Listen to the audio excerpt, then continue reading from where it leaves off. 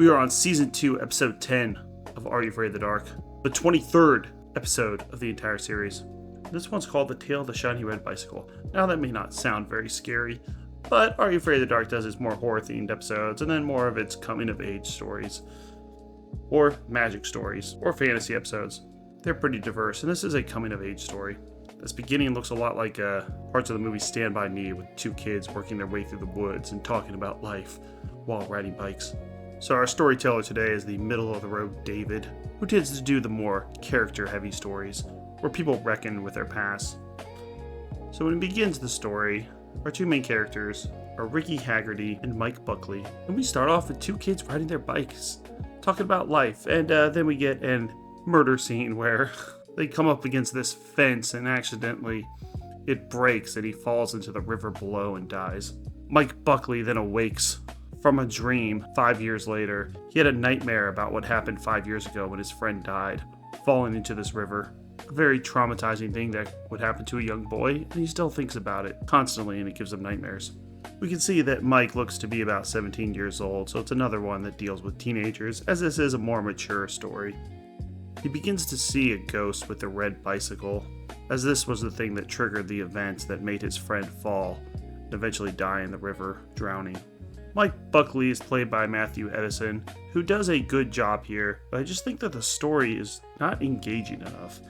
I will read a review after this, because this is a very highly rated episode, being one of the top rated ones on IMDb with an 8.4. And in general, I like episodes about nostalgia. I just think whenever doing one of these coming of age stories, there has to be something besides just a ghost appearing and a guy reminiscing about a past trauma event.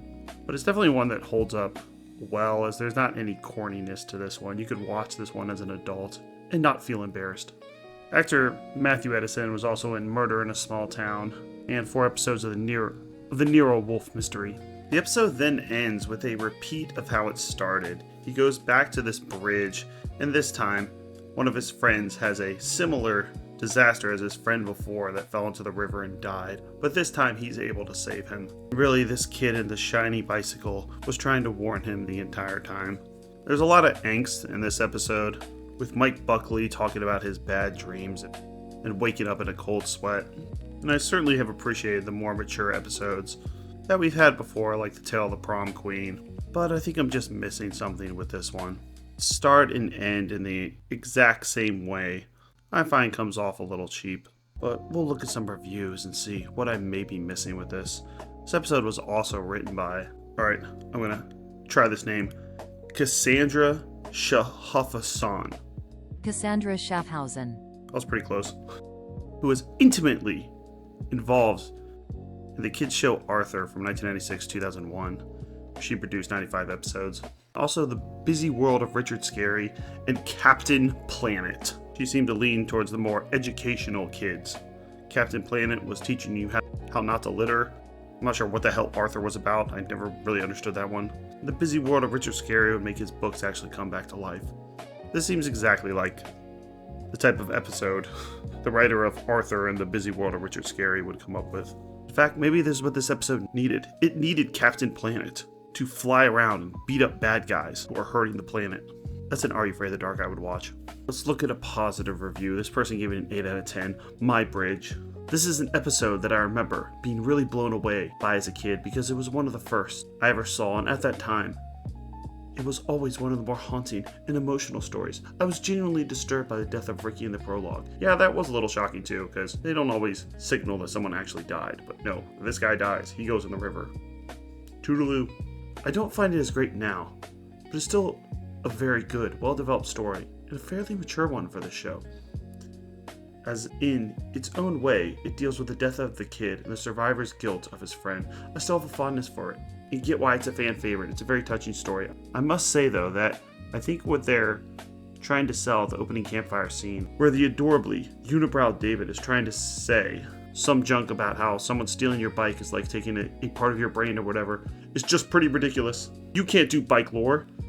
I like how it's one of those tales where there's no evil or supernatural threat involved to anyone. Well, there actually is a ghost. He's a friendly ghost, like Casper.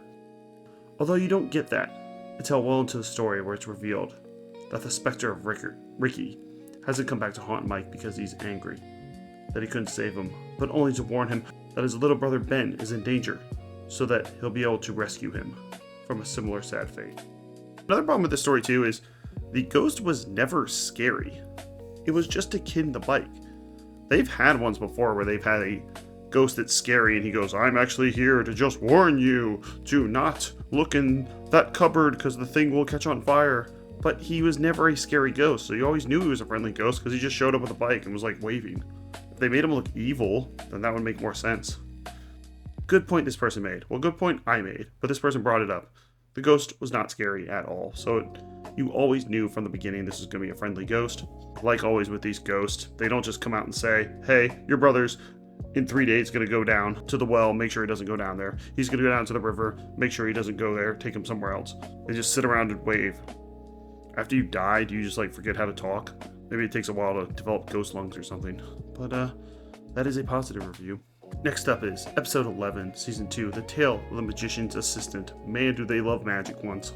This is going to be told by Gary. And also check out our playlist. We're covering every single episode of Are You Afraid of the Dark?